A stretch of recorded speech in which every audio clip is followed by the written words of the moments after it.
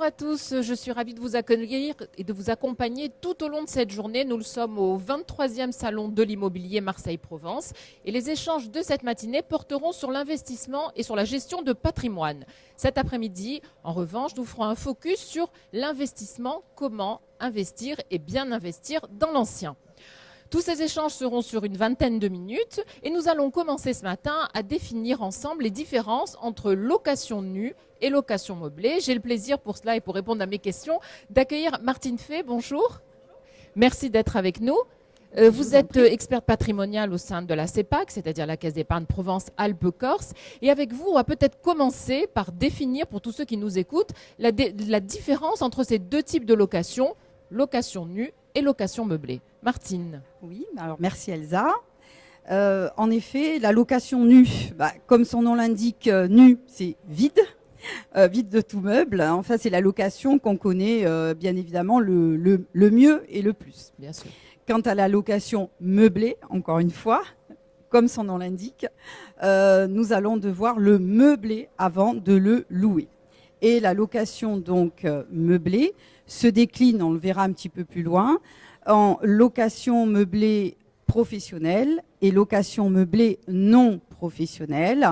On entend par là les sigles, alors des fois ça fait un peu barbare, donc de LMP, location meublée professionnelle, LMNP, location meublée non professionnelle. C'est celle qu'on va le plus détailler en ce sens que c'est un peu pour nous au quotidien. Si on veut investir dans ce cadre, on sera plutôt sur du LMNP puisqu'on n'est pas des professionnels. Et sans donner des chiffres, est-ce qu'on a plus de location meublée qu'autrefois?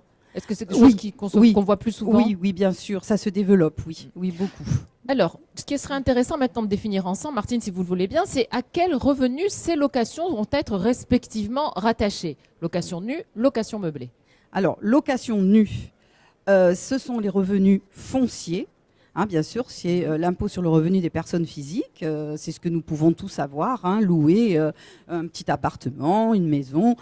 Nous allons donc avoir des revenus fonciers. La location donc meublée, elle répond aux bénéfices industriels et commerciaux. Donc, on n'est pas du tout dans la même catégorie de revenus, ce qui va permettre parfois, justement, si on veut justement diversifier, de se dire qu'on va travailler sur des revenus différents afin de diminuer son impôt de diverses manières, comme on va pouvoir le voir tout à l'heure. Oui, parce qu'on va être face à des taxations différentes, absolument, évidemment. Absolument. Alors, justement, on va voir en détail ensemble, si vous le voulez bien, ces différences. Alors, on va essayer de se placer sur différentes catégories, en différents termes, en différents postes. On va peut-être commencer la différence en termes de logement. Alors, en termes de logement, il faut dire que depuis 2014, depuis la loi Allure, il y a quand même beaucoup de ressemblances, en ce sens qu'on a mis des règles, chose qu'il n'y avait pas dans la location meublée avant. Il y en avait moins, absolument. Ou moins, en tout cas. Donc, aujourd'hui, de manière similaire, en tout cas, pour la location nue comme meublée, eh bien, on rentre dans les règles du logement décent, le logement, bien sûr, qui doit être bien équipé en bonne et due forme. Répondre à des normes. Qui répond à des normes, etc. Absolument. Voilà. Alors que pour la location meublée, c'est la même chose. Et aujourd'hui, c'est la même chose. On est soumis aux mêmes obligations. Absolument. Très bien. Absolument. Alors maintenant, si on voit les différences, si on parle au niveau du bail. Alors, effectivement, là, bien évidemment, dans la location nue, on est sur des baux à 3 voire 6 ans. Alors que dans la location meublée, il y a quand même, justement, on attaque les différences. On va avoir plus de souplesse, puisque ce sont des baux sur 1 an, voire même 9 mois lorsqu'on va louer à un étudiant, par exemple. D'accord, donc c'est beaucoup sur plus l'année court. Scolaire. Et quand c'est professionnel, meublé professionnel? Alors là, on est encore...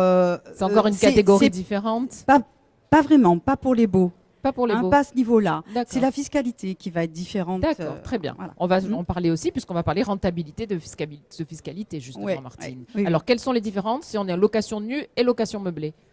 Alors, la location nue, donc répond, on l'a dit, aux revenus donc fonciers. Dans le cas des revenus fonciers, effectivement, eh bien, si on est en micro-foncier, jusqu'à 15 000 € par an de loyer, on va pouvoir être dans le micro-foncier, avec donc des abattements pour toutes les charges de 30%. D'accord.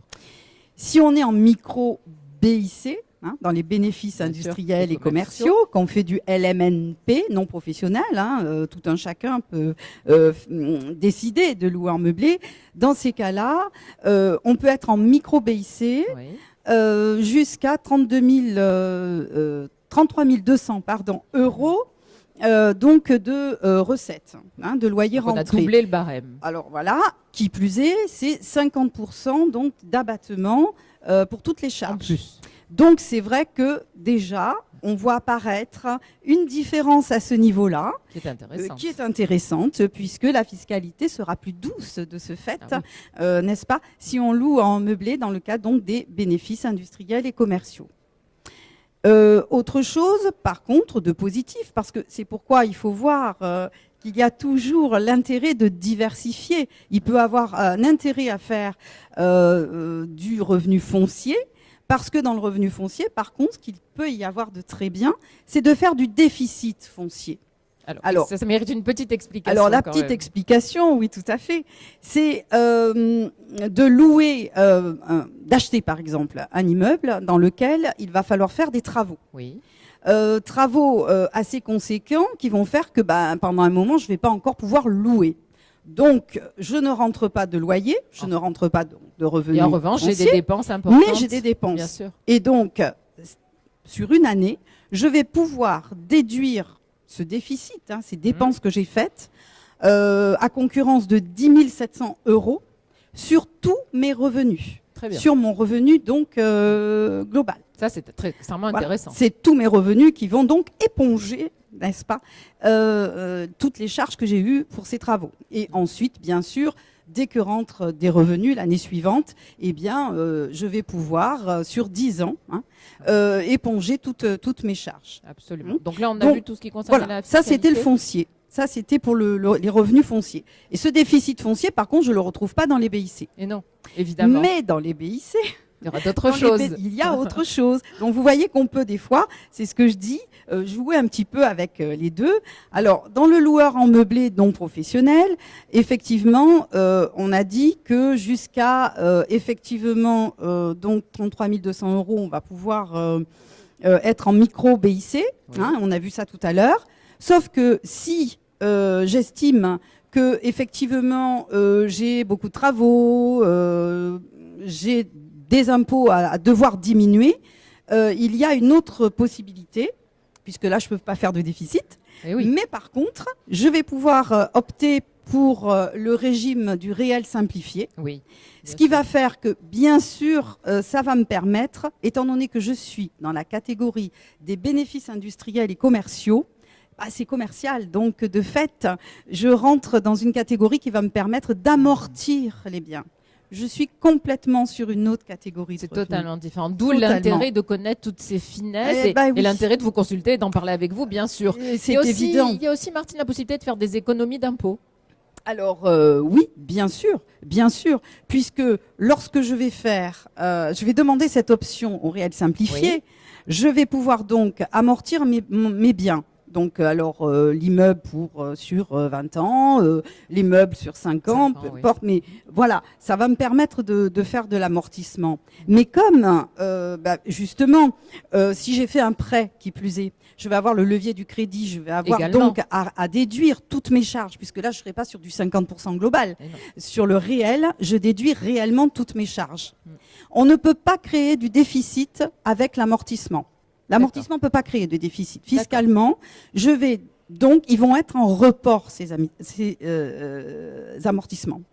Donc, c'est un peu complexe, un peu technique, mais ça veut juste dire que pendant un temps certain, entre la déduction de toutes mes charges au réel, et après, derrière, une fois que j'aurai tout déduit pour par exemple, mon prêt, etc., les intérêts du prêt que j'aurais fait pour emprunter, je vais me mettre à amortir puisqu'ils sont en report. Bien sûr. Du coup, sur presque une vingtaine d'années, on va pas payer d'impôts. C'est sur un long cours.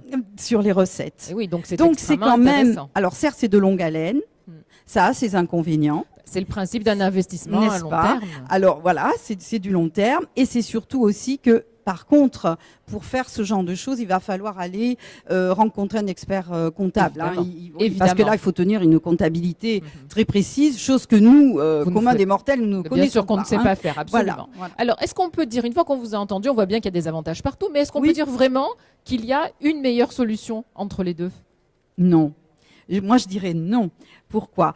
Parce que pour chaque personne, c'est différent. Il va falloir se poser des questions. C'est ça où il faut, pour faire le bon choix, en fait, il faut se poser les bonnes questions, Martine. Il faut se poser les bonnes questions. Alors, quelles sont les meilleures questions à se poser avant justement de m'engager dans un La toute première, est-ce que j'ai appétence à faire du placement dans l'immobilier, soyons clairs. Bon, alors pour des tas de raisons, oui. Si oui, il va falloir savoir si j'ai des liquidités, si je peux avancer pour acheter quelque chose.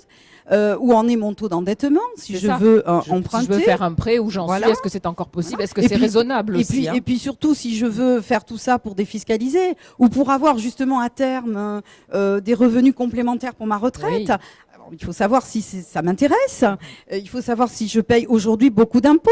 Voilà. Est-ce que je suis fortement imposée et du coup, ça va me permettre de diminuer mon impôt. Voilà. Quelle est ma situation patrimoniale, familiale. Donc en fait, il faut tout poser avant de prendre une décision qui a quand même des conséquences, évidemment. Ce n'est pas un engagement léger. Il faut faire attention avant de faire ce genre d'investissement. C'est pour ça qu'on a besoin le plus souvent d'un conseil sage. Et en venant vous voir, ça sera le cas. J'avais quand même envie de vous demander quelles sont les questions qui reviennent le plus souvent quand une personne a envie d'acheter un bien pour faire une location nue ou une location meublée. La question qui revient, c'est quoi? C'est est-ce que je prends des risques? Est-ce que c'est une bonne idée? Ou est-ce que c'est très avantageux pour moi fiscalement? Le plus, est-ce que c'est avantageux pour moi fiscalement? C'est la question récurrente. Oui, ça c'est récurrent. Oui. Et puis quand même, la rentabilité. Qu'est-ce que je vais rentrer, Est-ce qu'il y a aussi des questions sur ce que deviendra le bien? Ensuite, on parle par exemple l'héritage bien évidemment, mais on peut passer. Est-ce que ça peut faire l'objet d'une donation? Est-ce que ce genre de questions viennent aussi? Elles viennent aussi, oui, bien sûr. Bien sûr que la transmission a son importance quand on est dans le cadre familial. On pense alors, on pense aussi aujourd'hui et de plus en plus quand même à la problématique de la retraite. C'est devenu, je me permets d'employer le terme, une problématique. Absolument. Voilà. Donc, c'était autrefois un soulagement. Les gens le voient arriver maintenant avec plus d'inquiétude. Nous entendons bien, voilà. Je suis d'accord avec vous. Donc du coup, la retraite vient maintenant plus qu'avant. Avant la transmission. Est-ce que c'est intéressant pour compléter ma retraite? C'est la question qu'on vous pose le plus souvent. Et dans ce cas-là, sans prendre de rentrer dans les détails, mais est-ce que c'est plus intéressant d'aller sur des petits biens? Ou personnellement, je dirais oui. Qu'est-ce que vous donnez comme conseil généralement? Moi, oui. Oui. C'est-à-dire un bien au-dessous de 80 mètres carrés, au-dessous de 50 mètres carrés, c'est quoi un petit bien selon vous? Oui, un petit bien, style T2, 50 mètres carrés. C'est T2 maximum, voilà. Pourquoi pas? Surtout pour faire du meublé, il ne faut pas partir dans du grand. On trouve aussi des grands biens meublés?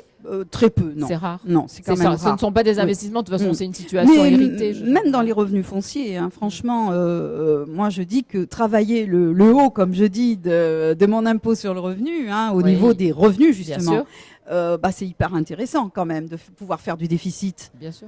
Quand on paye beaucoup d'impôts. Donc on prend un appartement qui est un petit peu moins cher, on fait des travaux, on fait du déficit. Bon, après le meublé, ça peut être intéressant, surtout qu'on peut aussi rentrer dans ce qu'on appelle des résidences de service. C'est ça. Ça devient très intéressant. Aujourd'hui, c'est un nouveau produit. Absolument, c'est un nouveau produit qui a son intérêt. Certes, ça a un coût, mais d'un autre côté, on est soulagé parce qu'on ne s'occupe de rien. Ouais. Ni des locataires, ni les loyers, la gérance, tout est pris en compte.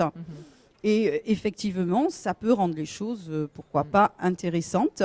On peut même arriver à avoir des réductions d'impôts, puisqu'on fait au niveau des revenus de l'amortissement, donc, puisque je rappelle qu'on est dans les bénéfices industriels et commerciaux. Donc, on travaille un petit peu le haut de mon canevas de l'impôt sur le revenu. Et puis, on peut aussi avoir une réduction d'impôts. Elle-même, style dans le Saint-Bouvard par exemple, qui est donc, qui sont des résidences de services dans lesquelles on va pouvoir prendre des parts, et acheter des petits appartements meublés. C'est intéressant. Voilà. Oui. Alors vous disiez, quand on a beaucoup de revenus, pas seulement, je veux dire, on peut avoir des revenus qui ne sont pas considérés comme des gros revenus, mais ça peut être aussi une façon de commencer à se faire un patrimoine immobilier, d'acheter un petit studio, de commencer à le rénover, etc. Les choses peuvent se faire au fur et à mesure. Les choses peuvent se faire au fur et à mesure. Sachant que donc, dans un premier temps, même si on n'a pas justement un immense patrimoine, mais quand même, on paie des impôts. Bon, on se dit, ben, ça va me diminuer mes impôts. Exactement. Et puis à terme, quand je vais être à la retraite, eh ben, ça sera un complément de revenu quand mes loyers vont tomber. Voilà, petit à petit. Donc, des bons choix. De bons choix. Alors, le C'est plus de la important, stratégie. on l'a bien compris en échangeant avec vous, Martine Fay, le plus important, c'est d'aller voir justement les chargés d'affaires de la CEPAC parce que, avant de réaliser une opération, il faut bien se poser et se poser les bonnes questions. Et pour ça, évidemment, vous pourrez nous aider. Oui. Absolument, Elsa. Il est nécessaire, hein, franchement, d'aller rencontrer, d'être conseillé, de pouvoir mettre à plat tous les chiffres, justement, mon impôt, ma capacité d'épargne, enfin des tas de choses qui vont faire que le conseiller est là. Lui, il a l'expertise, il va pouvoir vous aider à mettre tout à plat, à faire peut-être une projection, à voir un petit peu chiffrer ce que ça pourrait donner éventuellement. Se projeter dans l'avenir. Et puis, vous êtes toujours au fait des nouvelles ordonnances, des nouvelles lois. C'est extrêmement important de voir avec vous les choses de façon précise. Eh bien, je voulais vous remercier, Martine Fay. On vous retrouve ici même à 11h15 et cette fois, il sera question d'un autre sujet, mais bon, qui est quand même proche. Il sera question des moyens possibles afin de réduire son imposition. Merci, Martine Fay. À tout à l'heure. Merci, Elsa.